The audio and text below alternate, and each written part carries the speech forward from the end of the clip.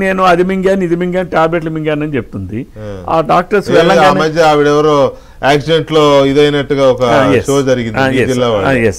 అలాగే ఈ కడుపులో అంతా క్లీన్ చేస్తారు కదా సార్, మేము చేసామంటే అసలు ఏమీ రాలేదు, ఏమి రాలేదండి నాకు చెప్పారు. మరి ఆ రిపోర్ట్ ఎప్పుడు వస్తుందా అని అంటే 1 రోజులు పడుతుంది సార్, మేము వైజాగ్ పంపిస్తాము, అక్కడ ఫోరెన్సిక్. చంద్రబాబు నాయుడు గారు మాట్లాడారు మీతో ఈ ఆరోపణలు వచ్చిన తర్వాత? అంటే ఆరోపణ వచ్చిన తర్వాత మాట్లాడలేదు, కానీ మొన్న ఎప్పుడో టెలికాన్ఫరెన్స్ లో కాస్త సీరియస్ అయ్యారు. కౌంటర్ ఎందుకు ఇవ్వలేదు ఇంతవరకు అని చెప్పి అడిగానట్టుగా నేను పత్రికల్లో చూశాను. మరి నేను యుఎస్ లో నేను టెలికాన్ఫరెన్స్ నేను లేను. నాకు యాక్చువల్గా నేను దిగి జట్లాగ్లో ఉండిపోయాను. ఇక్కడ హైదరాబాద్లో ఉండిపోవడం వలన నాకు అది రాలేదు. అది వినిపిస్తారు ఒకసారి. ఇది వినిపించకపోయినా అంటే ఆమె నాకే వార్నింగ్ ఇచ్చిందంటే, అంటే జస్ట్ మీకు ఎందుకంటే ఎలా ఉన్నారు అనే దానికి. ఇప్పుడు క్యారెక్టర్ అనేది మహిళలకే కాదు మగవాళ్ళకు కూడా అంతే ఉంటుంది. నేను ఈరోజు సమాజంలో క్యారెక్టర్ అనేది అందరికీ అవసరం. అక్కడ జెండర్ తేడా ఏమి ఉండదు. నేను ఈరోజు సమాజంలో కానీ సంఘంలో కానీ ప్రభుత్వంలో కానీ గౌరవ ప్రతిష్టలతో ఉంటే నా మీద తప్పుడు ఆరోపణలు, నిరాధారమైనటువంటి ఆరోపణలు చేయడం, అది సాక్షి వాళ్ళు ఏమో దాన్ని చిత్రీకరించడం, వైసీపీ వాళ్ళు వెళ్ళి దాన్ని వాళ్ళు ఏదో ఇది చేయడం, ఇవన్నీ కూడా కాదు. ఒకవేళ నిజంగానే మీరే గనక టార్గెట్ అయ్యి ఉంటే ఎందుకు మిమ్మల్ని టార్గెట్ చేశారు? ఎవరు టార్గెట్ చేశారు? అంటే మీ జిల్లాలో ఒకళ్ళిద్దరు ఇట్లాంటి ఎపిసోడ్స్ లో కాస్త అందివేసిన ఉన్నారు. అంటే వాళ్ళు ఏం లేదు, పురుషులు ఉన్నారు. అంటే రవికుమార్ గారిని అబాస్పాలు చేస్తే మేమేదో అయిపోతాం అనేటువంటి భ్రమంలో ఉంటాం. మీరు ఒకసారి ఇది వినండి.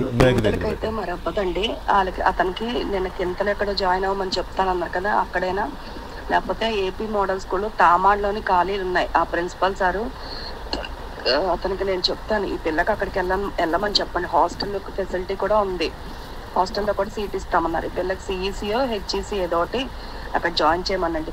నా మీద ఇంక ఈ పిల్ల గురించి ఒత్తిడి చేస్తే మాత్రం ఇంకా బాగోదు సార్. మీరైనా సత్యారావు గారు అయినా ఎమ్మెల్యే గారు అయినా నేను ఇంకేదైనా చేసుకుంటాను. This is a warning given.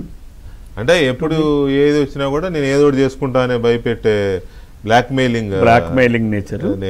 అంతేకాకుండా అసలు ఎమ్మెల్యే గారు బాగోదని నాకే వార్నింగ్ ఇచ్చారు 4 నెలల క్రితం. ఇస్తారండి. అంటే నేను రాజ్యాంగం ప్రకారం ఎన్నికైన ప్రజాప్రతినిధి, ఒక ఎమ్మెల్యేగా నా విధులు నేను నిర్వర్తిస్తున్నాను. నేను డిపార్ట్మెంటల్ రివ్యూ చేస్తాను. It is my privilege. నా ప్రివిలేజెస్ క్వశ్చన్. అందుకనే నేను రేపు వెళ్ళంగానే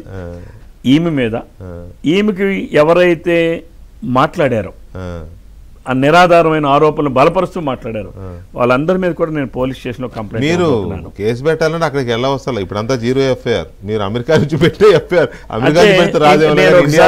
అంటే ఒకసారి మీడియాకి అంతా కూడా పూర్తి వివరాలు ఇంకా అన్ని వీడియోలు అన్ని చూపించి అన్ని చేశాక ఒక కంప్లైంట్ ఇవ్వాలనుకుంటున్నాను, ఇస్తాను కూడా. అలానే డిఫార్మేషన్ కూడా. ఎందుకంటే ఈ రోజు నా క్యారెక్టర్ ని అసాసినేషన్ చేశారు.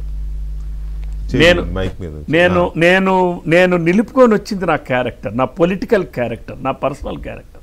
ఈరోజు నా క్యారెక్టర్ని అసాసినేషన్ చేసినారు కాబట్టి తప్పనిసరిగా నేను డిఫార్మేషన్ ఫైల్ చేస్తా. వీళ్ళందరి మీద కూడా ఎవరెవరైతే చేశారు పరువు నష్టం దావా వేస్తాను, ఎట్టి పరిస్థితులు కూడా వేస్తాను. ఆమెతో పాటుగా ఆమెతో వంతపాడి అవే ఆరోపణల్ని నిజమనిగా మాట్లాడినటువంటి వ్యక్తులు ఎవరైతే ఉన్నారో మీడియా కానీ, ఈవెన్ సాక్షి మీడియా కావచ్చు, ఇంకో సోషల్ మీడియా కావచ్చు, ఎవరు ఎంతమంది ఉన్నా వారందరి మీద కూడా వేస్తా. ఇంతే కాకుండా నేను రేపు అసెంబ్లీలో ఉన్నటువంటి ప్రివిలేజెస్ కమిటీ ఏదైతే ఉందో నా ప్రివిలేజెస్కి భంగం కలిగించిన దానికి, ఒక శాసనసభ్యుడిగా నాకున్న హక్కుల్ని కాలరాస్తున్న దానికి, వాటి మీద కూడా నేను ప్రివిలేజెస్ కమిటీకి కూడా కంప్లైంట్ ఇవ్వబోతున్నా. వీళ్ళందరిపైన కూడా ఇస్తాను కూడా. రైట్.